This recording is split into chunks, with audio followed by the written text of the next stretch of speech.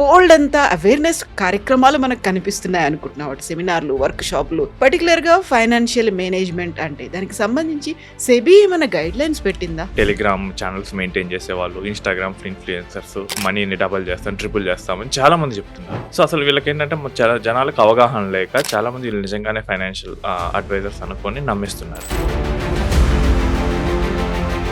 Only సెబీతో register అయిన ఈ professionals మాత్రమే ఇన్వెస్ట్మెంట్ అడ్వైజర్స్ అని పిలుస్తాం. మిగతా ఎవరికి ఇన్వెస్ట్మెంట్ అడ్వైజర్ అని పిలిచే అర్హత లేదు. ఈ స్టాక్స్ కొనండి, ఈ స్టాక్స్ ఇన్వెస్ట్ చేయండి అని చెప్పి లైసెన్స్ లేదు. Investment advisor all type of investment products మీద అడ్వైజ్ అనేది ఇవ్వగలరు.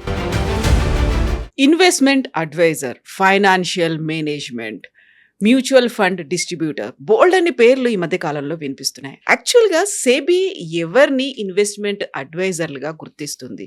అడ్వైజర్ కావాలి అంటే ఉండాల్సినటువంటి అర్హతలేంటి? ఎవరిని నమ్మొచ్చు? బోల్డ్ అన్ని క్వశ్చన్స్ ఉంటాయి, ఎందుకంటే ఇదంతా మనీ మ్యాటర్ కాబట్టి. వీటి గురించి మాట్లాడుకుందాం. మనతో పాటుగా ఉన్నారు QPFP సాయిరామ్ గారు. హలో అండి, నమస్తే. నమస్తే మేడం. సో బోల్డ్ అంతా అవేర్నెస్ కార్యక్రమాలు మనకు కనిపిస్తున్నాయి అనుకుంటున్నాం. సెమినార్లు, వర్క్ షాప్లు, షార్ట్ రీల్స్, వీడియోస్, ఇంటర్నెట్లో, సోషల్ మీడియాలో అంతా ఉంటున్నాయి. పర్టికులర్గా ఫైనాన్షియల్ మేనేజ్మెంట్ అంటే దానికి సంబంధించి సెబీ ఏమైనా గైడ్ లైన్స్ పెట్టిందా? సో ఈ రోజుల్లో ఫైనాన్షియల్ ఫీల్డ్లో వర్క్ చేసే చాలామంది మేము ఫైనాన్షియల్ ప్లానర్స్ లేదా అడ్వైజర్స్ అని చెప్పుకుంటున్నారు.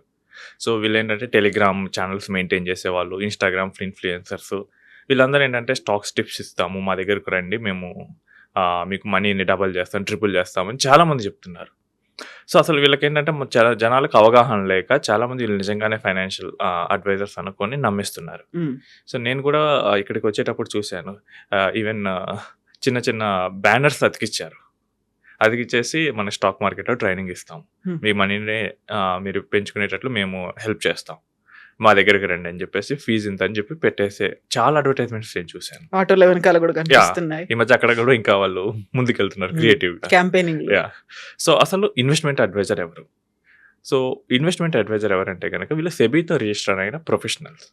సో వీళ్ళు ఏం చేస్తారంటే క్లయింట్కి లక్ష్యాలకు అనుగుణంగా వీళ్ళు రిస్క్ తీసుకునే సామర్థ్యాన్ని ప్రకారం, మార్కెట్ సిచ్యువేషన్ ప్రకారం క్లయింట్కి పర్సనలైజ్డ్ ప్లానింగ్ ఇవ్వగలరు. ఓన్లీ సెబీతో రిజిస్టర్ అయిన ఈ ప్రొఫెషనల్స్ మాత్రమే ఇన్వెస్ట్మెంట్ అడ్వైజర్స్ అని పిలుస్తాం. మిగతా ఎవరికి ఇన్వెస్ట్మెంట్ అడ్వైజర్ అని పిలిచే అర్హత లేదు. ఇది చట్టం ప్రకారం చేసిన మార్పు. అంతకుముందు 2013 ముందంటే ఎవరికి పడితే వాళ్ళు మేము ఫైనాన్షియల్ ప్లానర్స్, వెల్త్ మేనేజర్స్ అని చెప్పుకునేవాళ్ళు. ఎప్పుడైతే సెబీ ఈ ఇన్వెస్ట్మెంట్ అడ్వైజర్స్ చట్టం తీసుకొచ్చిందో ఆ తర్వాత ఓన్లీ సెబీతో రిజిస్టర్ అయిన వాళ్ళు మాత్రమే అలా పిలవడానికి అర్హత ఉంటుంది. సో మ్యూచువల్ ఫండ్ డిస్ట్రిబ్యూటర్ అంటే ఎవరు? వీళ్ళు ఏంటంటే మెయిన్గా మ్యూచువల్ ఫండ్ కంపెనీస్తో రిజిస్టర్ అయి ఉంటారు. వీళ్ళు ఫైనాన్షియల్ ప్లానర్స్ కాదు. వీళ్ళ రోల్ ఏంటంటే మ్యూచువల్ ఫండ్ ప్రొడక్ట్స్ డిస్ట్రిబ్యూట్ చేయడం వరకు మాత్రమే ఉంటుంది. సో అసలు మెయిన్గా ఇన్వెస్ట్మెంట్ అడ్వైజర్ అనే అతను ఏం చేస్తాడో చూస్తే కనుక, ఇన్వెస్ట్మెంట్ అడ్వైజర్ క్లయింట్తో 1-to-1 డిస్కషన్లో కూర్చొని అతనికి ఏం గోల్స్ ఉన్నాయి, సో దానికి తగ్గట్టుగా అతనికి మేబీ రిటైర్మెంట్ గోల్ ఉండొచ్చు, హౌస్ పర్చేస్ గోల్ ఉండొచ్చు, దీనికి తగ్గట్టుగా కస్టమైజ్డ్గా ప్లాన్ ఇస్తాడు. ఆయన మాత్రమే స్టాక్స్ రికమెండ్ చేసే లైసెన్స్ ఉంది ఆయనకి మాత్రమే. ఓకే. సో మిగిలిన ఎవరికి క్లయింట్తో కూర్చొని ఈ స్టాక్స్ కొనండి, ఈ స్టాక్స్ ఇన్వెస్ట్ చేయండి అని చెప్పే లైసెన్స్ లేదు. సో ఓన్లీ ఇన్వెస్ట్మెంట్ అడ్వైజర్కి మాత్రమే ఆ లైసెన్స్ ఉంటుంది. అతను investment advisor all type of investment products మీద అడ్వైజ్ అనేది ఇవ్వగలడు. ఇప్పుడు మీరు అన్నారు అర్హత, లైసెన్స్, ఈ రెండింటిని ఎట్లా ఐడెంటిఫై చేయొచ్చు? వాళ్ళకున్న ఎక్స్పీరియన్సా, బ్రాండా, పేరు చూసా ఎట్లా తెలుసుకోవాలి మేము? సో ఇన్వెస్ట్మెంట్ అడ్వైజర్స్ అందరూ సెబీ యొక్క వెబ్సైట్లో వాళ్ళ డీటెయిల్స్ అనేవి ఉంటాయి. సో మనం గూగుల్లో సెబీ రిజిస్టర్డ్ ఇన్వెస్ట్మెంట్ అడ్వైజర్స్ అని కొడితే ఆ వెబ్సైట్కి రీడైరెక్ట్ అవుతుంది. సో మనకి హైదరాబాద్లో ఎంతమంది ఉన్నారు కూడా మనం చెక్ చేసుకోవచ్చు. So I think present around 30 registered advisers ఉన్నారు ఎంటైర్ తెలంగాణలో. ఓకే, 30 మాత్రమే. Around 30. So AP and Telangana మొత్తం చూసుకున్నా కానీ ఒక 60 మెంబర్స్కి దాటి ఉండరు, 50 to 60. సో రిజిస్టర్డ్ ఇన్వెస్ట్మెంట్ అడ్వైజర్స్కి ఏంటంటే చాలా రిస్ట్రిక్షన్స్ ఉంటాయి. వీళ్ళు ఏంటంటే ఫిడ్యూషియరీ కెపాసిటీలో వర్క్ చేయాల్సి వస్తుంది. ఓకే. సో వీళ్ళకి ఏంటంటే ఫీ అనేది క్లయింట్ పే చేస్తాడు, వీళ్ళు క్లయింట్ని రిప్రజెంట్ చేస్తారు. సో ఇప్పుడు ఏంటంటే వీళ్ళకి ఒక కంపెనీ ఎక్కువ కమిషన్ ఇస్తుందని చెప్పేసి ఆ కంపెనీ ప్రొడక్ట్స్ రికమెండ్ చేయాల్సిన అవసరం ఉండదు. మనకి మార్కెట్లో చూసుకుంటే కనుక చాలా మిస్సెల్లింగ్ జరుగుతుంది. ఈవెన్ ఫైనాన్స్ మినిస్టర్ కూడా bank should focus on their core activity అని చెప్పాల్సి వచ్చింది. ఎందుకంటే వాళ్ళు కూడా ఫెడప్ అయిపోయారు ఈ కంప్లైంట్స్తో. సో మెయిన్గా ఈ ULIPs unwanted lock in products recommend చేయడం మొదలు పెడుతున్నారు. సో ఇదంతా ఎందుకు జరుగుతుందంటే అక్కడ వాళ్ళు కస్టమర్ని రిప్రజెంట్ చేయరు, they represent the other side, financial institution represent చేస్తారు. అప్పుడు ఏంటి, ఫైనాన్షియల్ ఇన్స్టిట్యూషన్కి మ్యాక్సిమం గెయిన్ చేయటం వాళ్ళ రోల్. సో ఆ టైంలో కస్టమర్ లాస్ అవ్వచ్చు. బట్ ఈ ఇన్వెస్ట్మెంట్ అడ్వైజర్లు ఏం చేస్తారంటే వీళ్ళు క్లయింట్ని రిప్రజెంట్ చేస్తారు. సో క్లయింట్ని రిప్రజెంట్ చేసేటప్పుడు క్లయింటే పే చేస్తాడు వీళ్ళకి. అప్పుడు వీళ్ళు ఏంటంటే మ్యాక్సిమం క్లయింట్కి ఫేవర్గా వీళ్ళు అడ్వైజర్ అనేది ఇస్తూ ఉంటారు. అండ్ ఇక్కడ మనకి అర్హత ఏంటంటే కనుక వీళ్ళు మినిమం గ్రాడ్యుయేట్ పాస్ అయి ఉండాలి. అంటే సెబీ పెట్టే కఠినమైన NISM 10A 10B investment advisor exams ఉంటాయి, వాటిని వాళ్ళు పాస్ అవ్వాలి.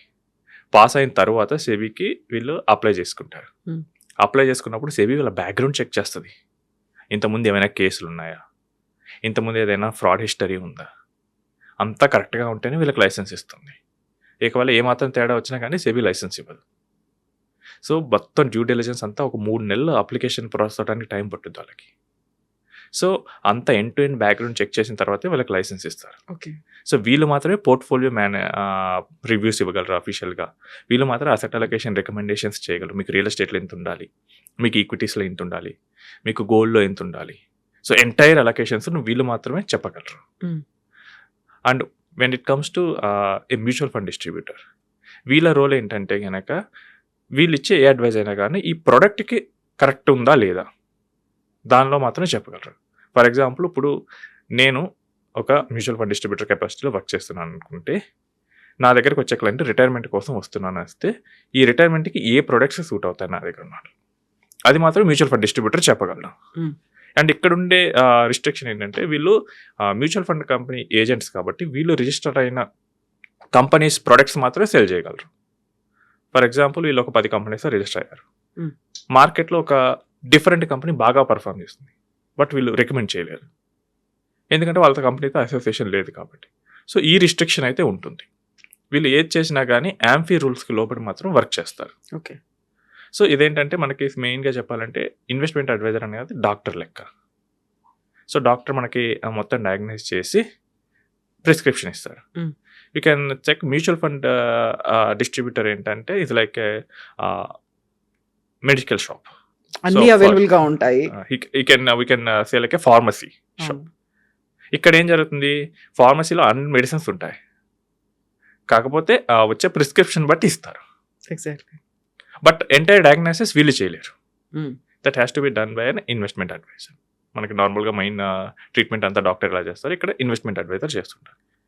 అండ్ ఈ మధ్య ఇది ఇన్సూరెన్స్లో కూడా చేస్తున్నారు. వీళ్ళు కూడా ఫినాన్షియల్ అడ్వైజర్స్ అని పెట్టుకుంటున్నారు. ఇన్సూరెన్స్ ఏజెంట్స్ ఒక ఇన్సూరెన్స్ కంపెనీ తరఫున వర్క్ చేస్తున్నారు. వాళ్ళు ఇన్సూరెన్స్ కంపెనీని రిప్రజెంట్ చేస్తారు. వీళ్ళు మెయిన్గా ఇన్సూరెన్స్ ప్రొడక్ట్స్ మాత్రం అడ్వైస్ చేయగలరు. ఎంటైర్ కాంప్రహెన్సివ్ ఫైనాన్షియల్ ప్లానింగ్ అనేది ఇవ్వలేరు. సో కాంప్రహెన్సివ్ ప్లానింగ్ ఇవ్వాలి అంటే కనుక again they have to take that SEBI license. So మనకి మెయిన్గా రిటైర్మెంట్కి NPS ప్రొడక్ట్స్ ఉంటాయి. NPS అంటే మనకి గవర్నమెంట్ వాళ్ళు మ్యాండేటరీగా చేస్తుంటారు. ఈ మధ్య ప్రైవేట్ వాళ్ళు కూడా కొంచెం ట్యాక్స్ సేవింగ్స్ అని చెప్పి స్టార్ట్ చేస్తున్నారు. ఈ NPS ప్రొడక్ట్స్ మీద మాత్రం అడ్వైజ్ ఇవ్వాలనుకుంటే రిటైర్మెంట్ అడ్వైజర్ అవ్వచ్చు అండ్ PFRDAతో రిజిస్టర్ అయ్యి. సో మనకి ఏంటంటే రెగ్యులేషన్ ప్రతి దగ్గర లైసెన్స్డ్ వాళ్ళని వాళ్ళ వెబ్సైట్స్లో పెట్టారు. సో మనం లైసెన్స్డ్ వాళ్ళతో డీల్ చేస్తున్నామా లేదా అని తెలియాలంటే కనుక if it is SEBI registered investment adviser వాళ్ళ వెబ్సైట్లో చెక్ చేస్తే తెలుస్తుంది. ఒకవేళ ఇన్సూరెన్స్ ఏజెంట్ అయితే కనుక ఇన్సూరెన్స్ కంపెనీస్ దగ్గరికి వెళ్ళి మనం ఎంక్వైరీ చేసుకోవచ్చు. ఒకవేళ మ్యూచువల్ ఫండ్ డిస్ట్రిబ్యూటర్ అయితే కనుక యాంఫీ వెబ్సైట్లో ఉంటుంది, వాళ్ళు చేయొచ్చు. సో ఈ ఎంటైర్ సెబీ ఒక ఆల్మోస్ట్ ఒక మెయిన్గా ఇన్వెస్ట్మెంట్తో రిలేట్ అయిన వాళ్ళలో ఒక 5-6 ఎంటిటీస్ని రిజిస్టర్ చేసి రికగ్నైజ్ చేస్తుంది. అందులో ఓన్లీ ఇన్వెస్ట్మెంట్ అడ్వైజర్కి మాత్రమే 1-to-1 రికమెండ్ చేసే అర్హత ఉంటుంది. ఈవెన్ పోర్ట్ఫోలియో మేనేజ్ చేసే PMS మేనేజర్లు, మ్యూచువల్ ఫండ్ కంపెనీస్ కూడా క్లయింట్తో 1-to-1 ఇంటరాక్షన్ అవ్వలేరు, వాళ్ళకి ఆ లైసెన్స్ లేదు. ఓకే.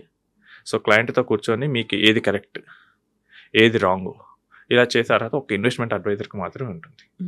సో ఆ లైసెన్స్ ఉన్న వాళ్ళు మాత్రమే చేయగలగాలి.